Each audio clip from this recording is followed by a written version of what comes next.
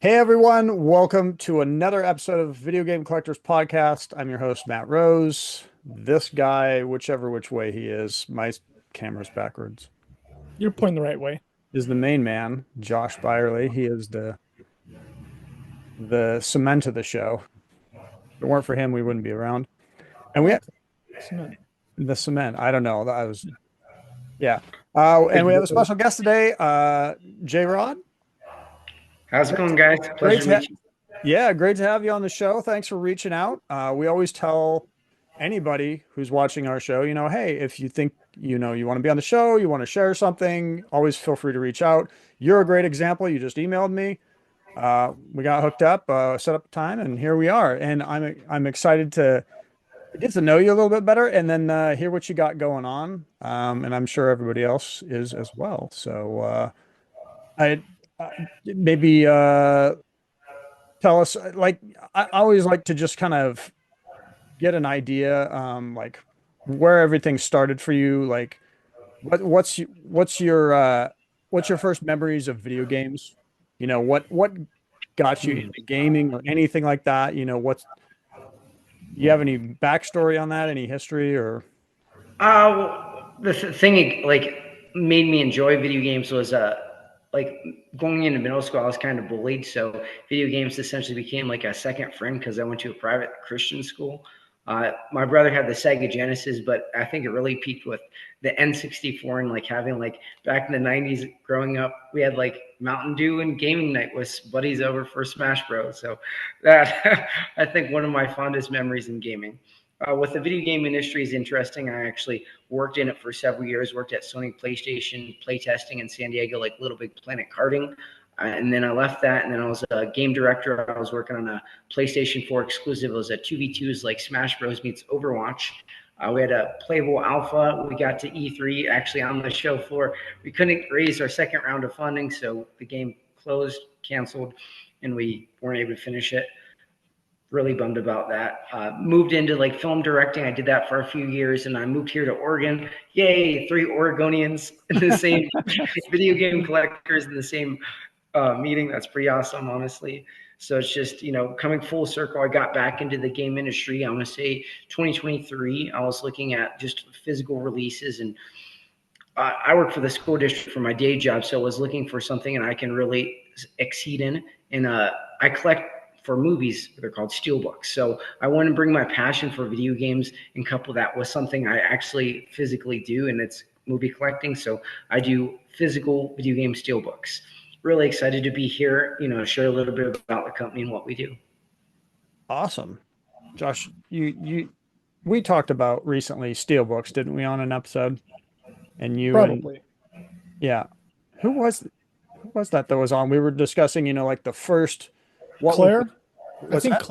Claire was on here from WADA, and we discussed that a little bit. I don't know who it was we were talking about the first steel books, but I think I want to say it was like Killzone PS3 for or maybe it was Killzone PS2 in UK was like one of the first steel books ever released or something for a game. And then it was Hero on blue DVD or Blu-ray or something like that was one of the first steel books ever released. Hero the movie with Jet, I think it's Jet Li, but I think that's what we were trying to figure out. What was the very first steel book, Matt? And that Maybe was maybe J-Rod knows. maybe he does. Honestly, for him saying the Killzone, it could be Killzone 3 that had That's a it. UK steelbook, or Killzone 2 had like a DVD, a G1, like an Xbox style Mhm. steelbook. So either of those. Okay. Yeah, I think it was one of those. I think you're right. But for the movie, I want to say it was Hero. But the Jet Li movie was like the first steelbook movie. But That no, because there's been like five other companies before Scanable that like Metal Pack, Future Pack that have all done stuff. So done, it's but steelbook is like its own brand, right? Yeah, yeah. yeah. But everybody just calls them steelbooks, kind of like Halo 2 is not really steelbook, but it's Halo 2. Or the Mortal Kombat one, it just did that cheap metal case for Mhm. that collector edition. That was such a shame. Yeah, yeah. But there were like three different ones or something. Yeah, yeah. Yeah, but I think both of them, at least the GameStop one was both metal cases that I know of. They weren't the actual steelbook. So you don't discriminate against Steelbook brand, but you like metal cased games, essentially. Yeah, definitely. I mean, something that's going to be, attractive. I display them up on my wall, almost like Blockbuster. So something that's going to look good and actually make me want to go over, pick it up, hold it, and like, hey, this is awesome. I want to play this. Yeah. Now I was at Walmart yesterday, and I was just looking at all the new Steelbooks that had come out, and there was some pretty neat looking ones. It seems like there's always a new release of some horror movie that they've reprinted and turned into a Steelbook, and there's some new cover or artwork for it. So I can definitely see the displayability aspect of the Steelbook collecting and the community for that matter. It's pretty neat. And then there was like the Mario Brothers movie. There was like the black one that I had. And then when I was at Walmart, they had like a yellow coin block one that I hadn't seen before. Yeah. And I was like, oh, this is new, or maybe it wasn't, but It's brand new, but it's such a terrible design. Like it's the same thing on both sides. They could have at least made it where the power block and then like it had activated on the back, but no. that's true. Yeah. So that is a new release of a Steelbook. Yeah, it just came out. Yeah. Okay. So yeah, they had one at Walmart, and I was like, maybe I should buy this. Maybe I shouldn't, but I didn't. It's still there. It might be worth, if you like collecting them. Detective Pikachu in like a month is getting a brand new Detective Pikachu Steelbook. Are they going to put a Pokemon card with it? I don't know. I know that the original ones might have, but I don't think so. They're getting really cheap with included ones, except for your J card that usually comes. Neat. Yeah. Yeah. Steelbooks are a path that I haven't gone down as a collector too much. I think they're really neat. I have the sports ones for like the 360 PS3 era. I have those. Like I don't think there's very many, but there was a couple. There's like a FIFA and a Madden. Yeah, FIFA did a lot of them. Yeah, but beyond that, I haven't really gone outside of full-blown Steelbook collecting. I'm not sure if I should. So, and Steelbook's an actual brand, correct? Am I wrong about that? Correct. Steelbook's an actual brand. It's one of the more popular like metal casing brands. Okay, and they do both. They still do DVD. Well, I guess I'd be Blu-ray now, and video games then. Yeah. Okay. And then Ultra HD, right? UHD, and then all that crap and all this. Then you have to buy 12 different versions of them, so you have every one of them. Yeah, in a way. I just like the collecting the movies. You get the 4K and the Blu-ray. With the gaming, you just get your PS5 disc, so it's a win-win. We also do can actually pull it out here and show you I brought a live sample with me. Yeah, man. Yeah, so we're talking Steelbooks because that's what you're coming to market with is Steelbooks.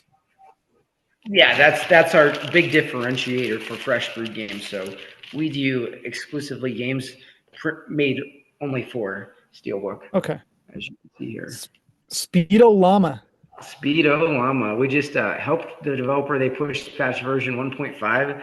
Got a super exciting buff. It's a bunch of PlayStation functionality. Added like controller support for the different characters. So each one of these characters now will have a different like color scheme on the controller. And then they've also added adaptive triggers and then rumble functionality for the PlayStation versions. So that's pretty awesome. So was Speedo Llama, was this I don't know the game, I'm not familiar with it. Now, was this originally a like download on Steam? Correct. It was a Steam game. They ported it to PlayStation and we worked with them. Maybe talk about Fresh Brewed games a little bit. What prompted you to start, I guess, a company that focused on physical, and why are you doing this at this point in time? Great question.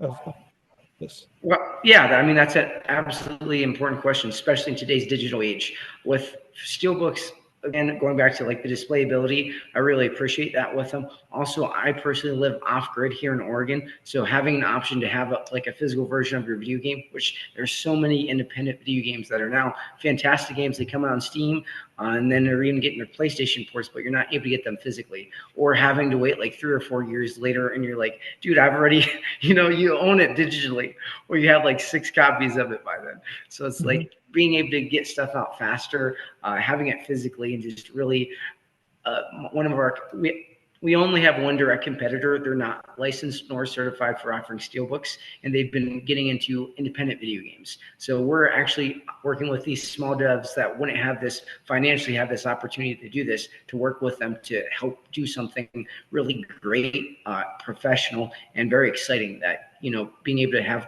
for collectors. We ship around the world. So Freshwood Games is about bringing that fresh perspective, you know, working with some really unique and distinguished video games and just exciting stuff that you'd want to have in your collection that traditionally, you know, may or may not be there. That's awesome. Somebody actually. I think that's a really cool point about location of location and availability and access to video games, right? Because not everybody has access to high-speed internet, and more and more, that's just the way it's going to be. So having a physical copy of something that might be the only thing the kid will ever play. So it's pretty interesting as the digital age changes how we consume video games. So yeah, it's neat.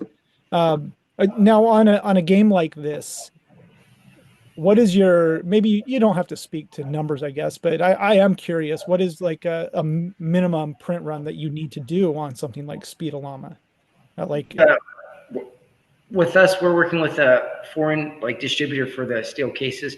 With that, we're doing a 2,000 print run. That's like the very minimum you do. So with this one, it's our only game I'm going to commit to doing a PS5 and PS4 physical, and it's 1,020 units of each. So it'll be 2,040 units total that you guys available. He's also doesn't want to be doing he's working on another video game and animation movie, the director of this video game. So he's actually moved on from this game besides pushing the patch, which we work with him to help finish that. So now he's done that. He's not trying to do more physical versions. So this will be the only release for this game. We're super excited about it. It was more of like a Hail Mary. His other game never had a physical. This was I feel like the biggest thing with this game, it's a really well received, both critically and just reviewers. It was just, he doesn't have much marketing and much exposure for the video game. So we're having to step in as a traditional 2D or traditional digital publisher and let people know the game exists before even selling any copies. I think that's our hurdle with our first game release. Sweet. So it's not available yet. No, it is, but nobody knows it exists. That he spent his entire marketing budget making the game, and he spent maybe one Gamescom pass to show it off, but that's very neutral exposure. It's not very established, I want to say. So if I want to get the game, which I already do I you can get it on PlayStation, Nintendo Switch, and Steam. The Nintendo version is censored. Both the Steam and PlayStation are uncensored. That's good to know. And then the physical one, what is your ETA on releasing physical? We have all the 2/3 of the physical. We are just got approved, so we're working to get the product ordered. So it'll be shipping late June, early July for the both because this is our first, and we're doing both physical releases. So I know people are excited about PS4. This will be one of the last PS4 physicals they can get. That's really neat. I mean, those guys did it with Shakedown Hawaii on the Wii and the Wii U, right? And Nintendo was like, we don't even have Wii equipment for you to develop the Shakedown Hawaii, and you need to. It exists in the UK, so you can release it in the UK. Right? They wouldn't release it in the US for Shakedown Hawaii on the regular Wii. And then for the Wii U, it was the same thing. It's we're not supporting the Wii U. Why are you making this game? And they still did it. But I think that's an interesting game. You can still go to the stores and buy physical PS4 games, but being one of the later released PS4 games, that's interesting. I also think it's interesting that we're in a time where you have all these games, these companies Strictly Limited and limited run games, everybody knows, and those guys started with kind of the guise of we're not doing a bunch of these, we're going to release these and here we go. But now it's grown into something massive for those two companies, right? Which is great. But being at that you with your company are you're in these confines of production numbers. You're like, what's the minimum we can do? You are essentially not creating manufactured rarity, but creating, I believe, true rarity of what exists in video game collecting. These games are made, yeah, they're limited, but there's such a cost to do this, and we're taking a gamble. We're not sure how this is going to be received or sold, so let's just rock and roll and do it. That's more along the lines of, yeah, this is a rare item out of the gate. Okay. Production number of 1,000 plus is very small. Very few NES games, even unlicensed games. I think many of them had production numbers of, the smallest ones that I can think of were like 2,000. So Yeah. in this day and age, 1,040 on each console is very interesting. So I'm drawn to that as it not being so much manufactured rarity, but so far this is what we are working with more so. So that's pretty interesting from a collector standpoint. Definitely. Now, when the physical copies are available, are they just gonna need to go to freshsteelbookgames.com or Fresh what? Brewed. We're going to be changing it to freshbrewedgame.com, Okay. but we're also going to be we're already approved for Amazon and Walmart. It'll be like $5 more. And then we just recently signed with Loot Drop. It's a physical anime and video game boutique retailer in Klamath Falls. It'll be on their store shelves. Oh, Okay. cool. Yeah. Video game store in Cape Super- Falls, baby. Super stoked. It's super cool.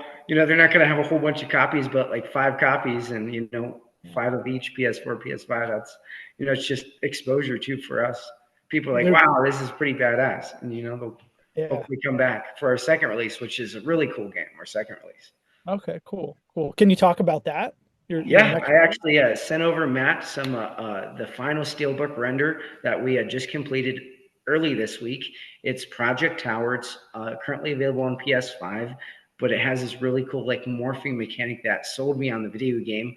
It's a team of 4 developers. They used Unreal Engine, and I think they made it's an actual linear like back like PS3 when you play through a video game and you save it and you can come back. So it's not roguelike, but it's a pretty cool like story, sci-fi story that they tell with actual like voice acting too in it. Nice. Very cool. I wish I Do you had have that. that pulled up, Matt, or no? Was that in my email? Yeah, I sent it over to you. Yeah, in the MC McRose. Yeah, let me see if I can. That's okay. I mean, we can always pull it up later too. So, I'm just seeing. I think it's interesting. So before we hopped on the show today, JRod, you were kind of talking about where you grew up and where you are now, and I think that's really interesting. You can share that if you want, but you don't have to. But I love that you were able to get out of what I think you said, work to live sort of scenario, and you're happy with where you are, and that now you're kind of just doing what it sounds like you really love, and you live, I hate to say it, in the middle of nowhere. Yeah. And it's amazing that this day and age, what the internet and connecting with other people has allowed for our life and the luxuries that we can afford here. It's quite something. So I admire that greatly. I don't know if you want to talk a little bit about that, but I just think that's very fascinating. Well, I appreciate it. I was interviewed on Indie Game Business or Indie Game Podcast, and they said I was the first interview ever to live off grid. And I said, because I went to the library and he was kind of a little irate, that I wasn't like in such a professional setting. I'm like, I run my business from the library. I'm like, at my house, I have a warehouse that's behind my cabin that it houses all the video games. So it's, like we're saving the consumer. I mean, it might sound funny, but I'm saving the consumer money. I'm saving money, and I'm putting it back to the consumer. We're $20 cheaper than our competitor, premium edition and limited run games. They don't do like the basically like the higher end, like the 3D embossing on the steelbooks, and we do that. It's a cost that we're eating, and we're giving you the base, like the lowest price we can with the quality we're offering. We're offering really high quality, and just this company, with me in my life, was looking for something more, and working in the school district 20 years, that's cool. You get your pension. But I was like, hey, I want to do something I love. And video games and collecting is what I love. The whole company is self-funded. Our first 2 video games are 100% paid off. So if you submit a pre-order, it's actually going to come this summer. I'll be like, oh, are they going to be first press games? And say, here, it's going to come. And 5 years later, we're still in manufacturing. And you're just like, dude, it takes 5 years to manufacture a game. No, it doesn't. Yeah, no, yeah, nice. What were you gonna say, Josh? No, I was gonna say that's funny you mentioned the 5 years. the 5 years thing. I feel like analog does that too, where you want to order something and then I ordered, I think the Game Gear adapter for my analog, and I forgot I ordered it, and like randomly shows up 2 years later. But they sure as shit charged me, pardon my language, 2 years ago when I ordered that thing. So yeah, so I think it's great that being able to be ahead of the curve, where you have the product, you're done, you've invested this money, it's ready to rock and roll, it's ready to go. So often so many people get in this idea that, hey, I need to do this Kickstarter, and you get all these tiers and they create all this monotonous nonsense that doesn't necessarily benefit anybody, and instead it's this hype and this idea of something before the fact, and then when it finally delivers, people are kind of upset, honestly. It's what I've experienced with that. I've done, I'm like, this sounds great, I'm in the mode, and then 10 months go by, 12 months go by, a year and a half, and nothing, crickets. So I like that you're doing that where it's ready to go. That's kind of what I was going to get at in the interruption. Sorry about that. It's all good. And I have to ask, when you say off grid, are we talking like full solar, like water, your own water well, compost, no well? Dude, no that's awesome. I love it. I love it. My business partner would love to watch this podcast just for that. He's like, yeah, that's what I want. That's awesome. Yeah. The stars must be great out there. It's very beautiful. Yes. Yeah. That's killer. So you're down. So outside of K Falls, how far is that? It's like 35 miles, so like 40-ish minutes. Okay. From our big city. And you're in between, I guess, Heart Mountains out that way as well? I'm in between Klamath Falls and Lakeview. Okay. Very Lakeview. cool. Yeah. It's really east near like Indiana or Idaho, I think. Yeah. Have you ever been over to the Steens Mountain? I have not, no. Oh, you gotta check it out. So it's literally, there's a point in the Steens Mountain where you're the farthest away in any direction in the continental United States. So like you're the spot in the Steens Mountain, right? In any direction you go in a 360-degree circle, you're the farthest away from an airport, or like I want to say it was an international airport or a Starbucks is what they had at the point. Like you couldn't be anywhere else in the United States and be farther away in any direction from that point in the Steens Mountain. And you're actually not that far from the Steens Mountain, I don't think, but the way you'd have to go is probably pretty wild. But yeah, check it out if you're down there. I mean, Klamath Falls is great, but when I've traveled there, I've been there quite a few times, but it really doesn't feel like anywhere else in Oregon, in that area of Oregon. I think it's a very unique, cool place. So I'm a big fan. You just unsold 95% of America when you said no Starbucks.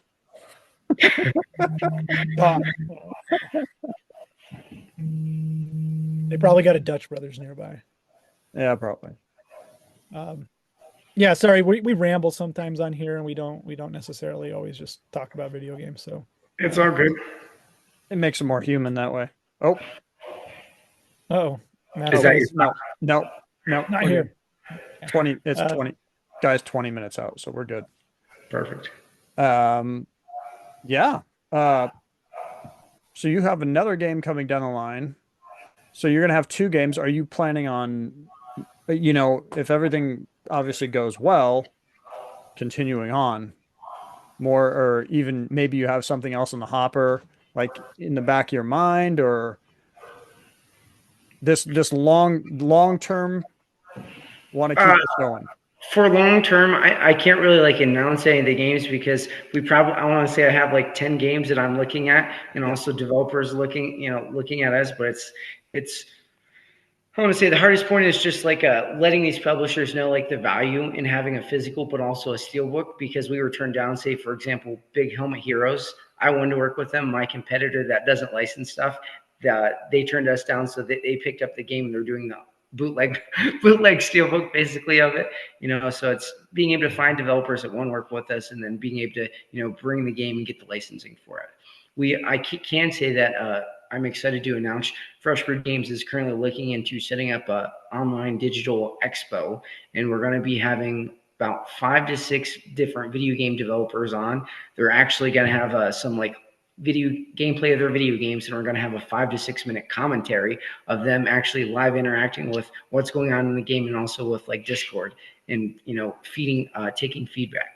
There's been a lot of like, I want to say expos like Galaxy and even IGN Summer Games Fest, but with this one you're actually getting to interact with the developers behind these games. So if there's something you're like, hey, what if this guy could shoot triple lasers, or what if this ammo was like in the next level, that way it's more challenging.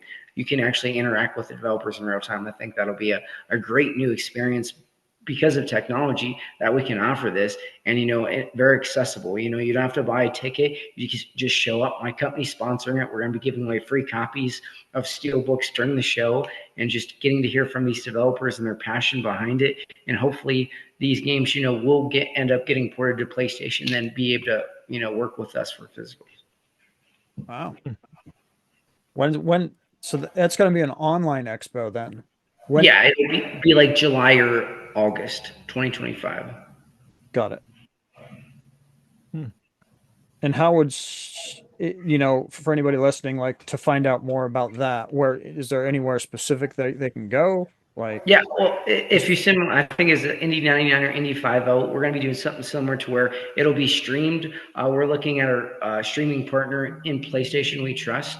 They're a great group of guys, and they want to help out developers, and I think it'll be an exciting time to share it with more people, and have them be the host of it, essentially, but me just kind of like funding, essentially funding and managing it, lining up the developers that are interested. A couple of the developers we have it, would be Chronos Event. They're working on this really kick-ass. It's a third-person shooter. If you like Blades of Time, like this cool like hot chick, she can like clone herself and make duplicates.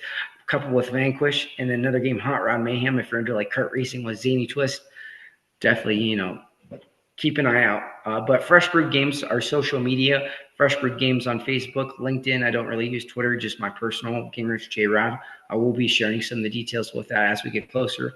Once we get like 2 weeks out, we're going to be announcing it with like Gemetsu or Gemetsu, however you pronounce it, and letting people know like the formal, and like, hey, we'd love you guys to attend.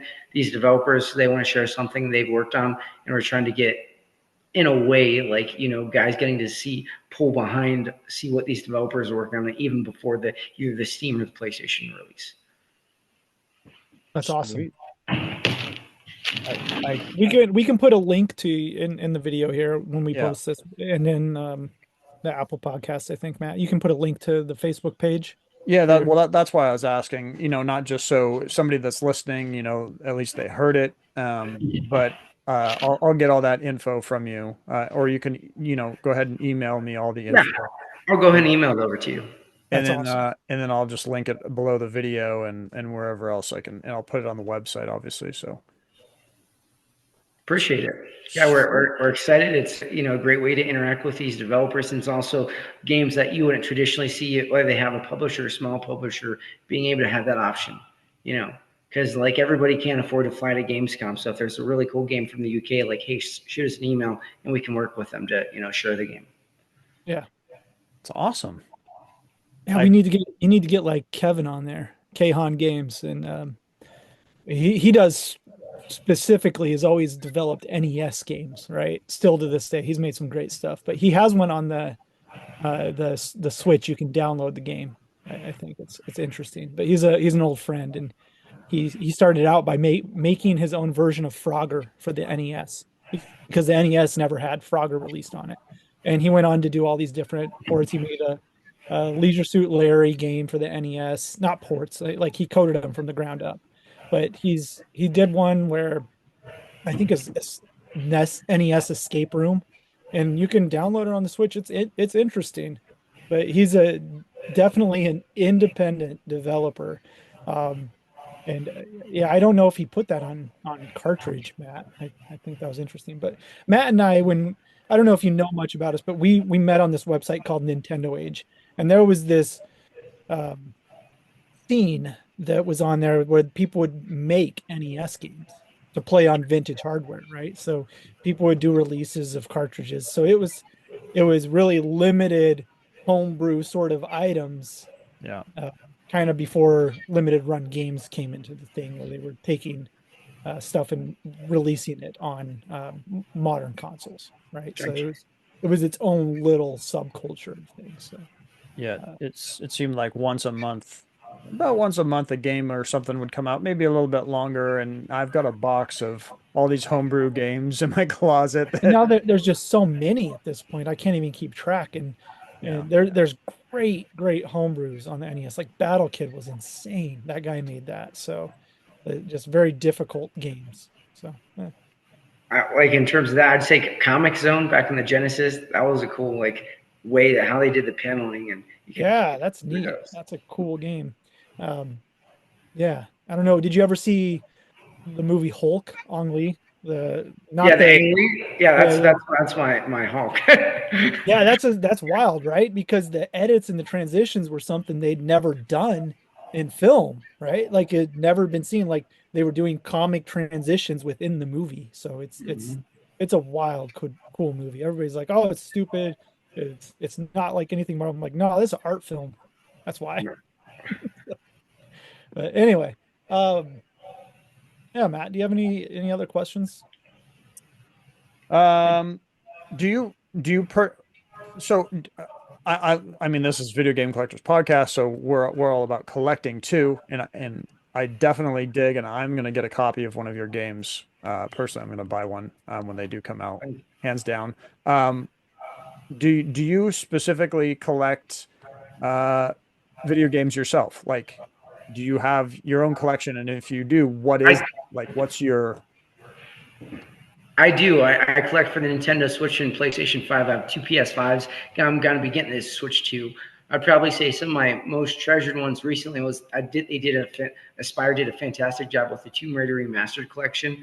I bought one of those $2,000 Weta statues of Tomb Raider, and I got a dude to sell it to me for $1,000 on eBay. So I had this 36-inch tall, huge statue of Tomb Raider kicking a raptor, and I set it next to my steelbook with that video game. So that's a really cool one. Ty the Tasmanian Tiger, they recently did 1, 2, and 4 on the Nintendo Switch on cartridge for the first time. And that's just a really fun, like old school classic platformer that I definitely would recommend for anyone that like kids to adults. Like it was Yeah, just, that's a cool game. Why did they skip? Why did they leave 3 off of there? the short answer is it wasn't like well, like developed. Like it would crash on like other platforms and it needed too much like work under the hood to bring it. Interesting. Okay. Yeah. Huh. That's a cool game. Yeah. So yeah, like I think Limited Run did a bunch of those Tomb Raider releases for like Soho release. I was seeing like they released them in New York at some special event. Mhm. Some of those new Tomb Raider. Yep. But was that what you were talking about? You got some. You got a stat. The statue or the steelbook? Which one are you talking about? Well, was it the one that was just released?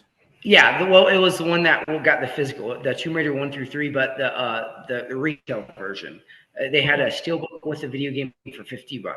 So it was a really great deal. And I mean, they did like actual embossing, which is what we do with ours, and then also just like a really nice like exploration map. Like it wasn't overpriced. The thing I'm running into anymore as a collector is I don't want to pay $300 for a steelbook with like the new Doom: The Dark Ages. I don't even think it even holds a disc, and they're charging $200 for the steelbook with a cool looking statue. wow? I bought the Lumineer edition of Expedition 33. That looks amazing. Okay. So you're looking I don't for know the if you guys like quality. see it. That comes out next month.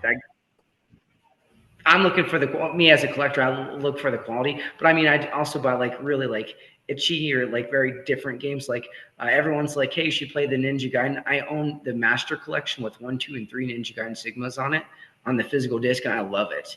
And then what else? Also like Apex Heroines and stuff from like PlayAsia. I picked up Anno Mutagen, a complete edition from PlayAsia. Fantastic game. What they did with was it?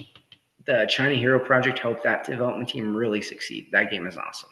I'm looking forward to Dababa Land and Scar. That's also done by China Hero. Well, the funding, but it's like an small indie team, like 5 to 10 people, and it looks great because everyone's like Lost Soul aside, but they have 95 people working on that. I was like, at what point do you consider it indie? Because it started with one guy, and now he has a whole team of almost 100 developers. Right. Yeah, that's a lot. Like independent film, right? Eventually. I don't know if you guys want to chime in. I yeah, I mean, because like with indies, I consider it like a small, unfunded or low-funded team. But Lost Soul Aside has 95 people. You know, everyone's like, "Well, it's indie." I'm like, that's a loose expression of indie because it's one of the best-looking games for PlayStation coming this year. Yeah, yeah. I was saying, am I cutting out again, Matt? No, I think that just the internet across all Okay. three of us, I think is a little glitchy. It's having a day. No, I was gonna say it's like independent films. Like the minute that Hollywood stepped into a place like Sundance and started buying up the rights, and indie films turned into this wild bunch of bullshit that they're not actually independent anymore. So, Yeah. Okay. I was gonna ask something. I can't remember now. I guess I'm just getting too old. It happens. I forget what I had for breakfast all the time. That's what you Yeah, I have. do. That's what you have to look forward to, JRod. I think you're Well, younger. I was gonna say if you guys are into like, What's that? I could be, or if you guys are into like anime, very diverse games. I'm trying to publish like the first AO game or adult video game in a long time. So that's Oh, you broke up just a little bit. bucket list item for my company. So we'll see. I said, with me, I'm not sure like what type of genres you guys are into, but I like stuff like ecchi, like gushing over magical girls. But there's a video game that's really like well made, beat 'em up called Pure Onyx. I'm trying to work with them to see if we could do like an AO version of it for PlayStation. If that Interesting. would Yeah. be possible. Yeah, I'm sure. I don't know if like you guys are super rare, but it'd be. I mean, I think it would sell well being an AO only video game. It would sell out. It would sell out. Oh yeah. No, it would be gone. I'd buy copy. Yeah. I was going to ask you, you're a PlayStation 5 guy. You're a PlayStation 5 guy. What are your thoughts on a game like Astrobot? Have you played Astrobot? Just briefly, I thought it was very well made, but like it deserving game of the year. I would have gave it to like Space Marine 2 in terms of like technology development. I felt like they really evolved, like with having all those characters in the backgrounds that you could shoot and it actually shoots them. Like that to me was like PS5 groundbreaking. But I think Astrobot is just a across the board well made game. Okay. All right. Yeah, it's a lot of fun if you got to play it with a little kid. So that's why I'm into it. My kids love it. So Nice. I'm amazed that Have you seen Nico Dorico? No, never seen that. That was one game I was looking into publish. They just went like ghost quiet on me. I don't know what happened, but that was an exciting one. It's a two platformer. It's like a Crash Bandicoot, very family friendly video game. Nico Dorico. Okay. Nico Dorico. I'll check it out. Always looking for fun stuff to play with my kids. There's no physicals at all, so I don't know what's going on with it. Huh. You better get on it. Better push them. I wanted to, but they just like stopped emailing me after we had like a great, terrific meeting. Well, Like the guy's like, dude, I love your company because he's like fresh brewed. He's like, I love brewed beer. Mine's brewed like iced tea. I drink iced tea during the summer. So that was what I was thinking when I came. But he's like, I love your company name, man. Let's work together. Well, that I didn't give you a heads up But this part of the episode, we kind of like we always like to like share like a win or a find we had for the week, or even something cool. I mean, you're kind of doing that anyway, showing us, hey, your new product, all of that. I don't know if you have any cool find or anything cool you got this week, or you could just show your game again, talk about it one more time. And because normally as collectors, we're always picking new stuff up, and we just like to say, hey, I found this, we share this. It's just kind of like an ending part of the program we do. It was my bad for not giving you a heads up on that, but that said, you have your game, so that's a win. But did you? I would say in terms of me, I'm most excited for business wise, working with Project Tower. It was a game that was very passionate to me. I was telling NPS We Trust. I was making a video game called Evolutionary Beast. It was an evolution of Altered Beast, a very classic game that I grew up with and was very passionate about. So having canceled it back in like early 2021, my developer friend, he works for Hewlett Packard. His job promoted him to senior architect, and he wasn't able to commit to the project anymore. But it was just something I'm really excited about. Steelbook artwork, I felt like it's something it's very eerie and challenging. So that's a win for us for the win section. In terms of physical, I would say I'm a fan of like animes. Recently, I know Cyberpunk Edge Runners is getting an official Blu-ray release in 2025. So I'm going to pre-order that as soon as that goes live. Gushing Over Magical Girls, I had that, and I got like a cool pop-up parade statue of Magi Baser. So that was cool. It was like $80 for like an 8-inch, which is very affordable, because I paid $1,000 for that Weta statue from New Zealand of Laura Croft. That's a big statue, though. the Laura Yeah. Croft, anyway. Josh, So Matt, what? Did you get anything? Yeah, I just got to share one cool thing. It was kind of unique, and I like to share something unique here. It was just on eBay. It was a gal had listed it. I forget, she got it from like corporate of Atari or whatever, but it's a citation of accuracy and skill. It's a Pac-Man kind of like certificate award. So apparently there was some kind of you know I don't know if it was competition or something, but they had this flyer, and it was neat. It was cool. It didn't cost me a whole lot. I thought it was sweet. You got anything, Josh? Yeah, I don't know if I shared this before, but it's ridiculous. Um, did I share this before, Matt? It's a Famicom game, enjoyable horse racing. I don't remember. So it's by Super Mega. I bought this off of eBay. It shipped from Taiwan. And the reason I bought it is because somebody pointed out that it has a US address printed on the back here. Like they had intended to release this game in the US at some point. And so I was like, in the photo, it looked like a standard size NES box, but it isn't. It's a typical Famicom tray. Put it in there. But this is the only way it's a very rare game to begin with. It's a late release Famicom game, unique to the Nintendo console. So it's a unique game released in '91. There it is. Sweet. And if they were ever planning to release it in the US, I have the address. I did look it up because I am an internet stalker. It was some house, and according to Zillow, it sold in 1994.